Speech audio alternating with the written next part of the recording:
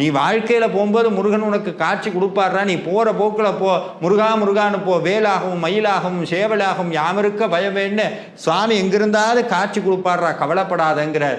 அப்போது நம்ம வாழ்க்கையில் முதல் நடவடிக்கை என்ன பண்ணணும்னா, வீட்டிலே உட்கார்ந்து முருகனை வழிபடுவது. எப்படி வழிபடுவது? ரொம்ப எளிமைங்க, ரொம்ப கஷ்டமெல்லாம் பட வேண்டாம். சுவாமியை நினச்சி தீபம் ஏற்றி வீட்டில் உங்களுடைய வீட்டில் உட்கார்ந்து முதல்ல திருப்பரங்குன்றம் திருப்புகளை பாராயணம் பண்ணுங்க.